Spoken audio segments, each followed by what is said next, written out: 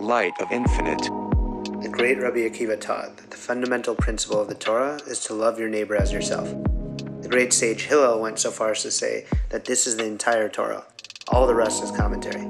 Many ask if that's possible when our default is selfishness and making sure first and foremost that we are taken care of. The Baal Shem Tov expounds on Rabbi Akiva's lesson that though we are aware of our many faults, we still look out for and love ourselves, and we need to do the same for those around us despite their faults. We need to uplift and elevate, and that can only be done when leading with love of the neighbor as yourself. Ahava is the Hebrew word for love. The root word for love is hav, which means to give. Loving is synonymous with giving. Real love is created. As the Beatles say, the love you take is equal to the love you make. You see this most clearly in the love of a parent with their child. As a baby, the child's existence fully depends on the parent's giving of themselves at every moment. This tireless giving creates an attachment stronger than any other kind. Profound, unconditional love. So the greater the giving, the deeper the love. Ahava has the same gematria, the numerical value of 13, and it's the same as the word echad, the Hebrew word for one. And so to reach oneness and love, we have to be in tune with each other and ourselves. And when we share our oneness and our love, that's 13 plus 13, which is 26.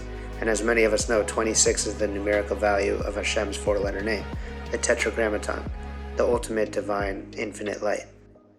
When we read the famous verse, "And you shall love the Lord your God," we are left asking, how can it be that we are commanded to feel a feeling? This is especially curious for people that tend to believe that love is a sensation that magically, spontaneously appears. Wow, that is something entirely different than love. It may be because this way of thinking is so prevalent that Erich Fromm writes in The Art of Loving, "There is hardly any activity, any enterprise, which is started with such tremendous hopes and expectations, and yet which fails so regularly as love." To illuminate the verse from the Torah, our sages point out that it's not an abstract feeling that is being presented to us, but rather the command to act lovingly, and by this act, love will be created. Love is a choice and an action. In this way, the commandment, "And you shall love," manifests through all the ways in which we perform acts of love in the world. In his TED Talk, Rabbi Lord Jonathan Sacks suggests to his audience that they run a search and replace operation on their texts in their mind, substitute every instance of the word self with the word other. So instead of trying to do self-help, you would do other help. Instead of looking after your self-esteem, you would look after others' esteem. He went on to say that if you do that, you will begin to feel the power of one of the most moving sentences in all of religious literature. "Though I walk through the valley of the shadow of death, I fear no evil, for you are with me." When we feel isolated and cut off from love, it can feel like darkness all around.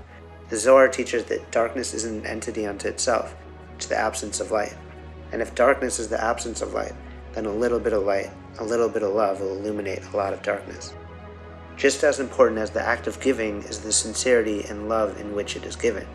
If our heart compels us to want to hold on and not let go, it's the act of giving and letting go that we must master. All of life is about loving and creating love for others, which always brings to mind what the Lubavitcher Rebbe said so beautifully. You already belong. You are already holy. You are already love. Now you too must love, and by loving, help others feel that they also belong. Many of us have heard that we are one nation and also one Torah scroll, in which each individual is one letter, and so we are interdependent, equally important, and one. David Sachs, one of my favorite humans, a writer and producer of The Simpsons and a frequent presenter at my Don't Block Your Blessings festival, explains that each letter and each of us is a musical note, and that our task is to live in harmony by being in tune and tuning each other. We should strive not to be dissonant. He gives the analogy of someone sitting at a beautiful piano, playing the black and white keys, and it's not sounding right, wondering what's wrong. Just then, someone comes to tune the piano. Suddenly, it all sounds gorgeous. The piano is beautiful, and what was being played had the potential of beauty, but it needed to be in tune. And that's our mission. We need to uplift each other, judge each other favorably, and show love to one another. If you focus on others as you would yourself, then you will love yourself more, and by virtue of that, become love for others.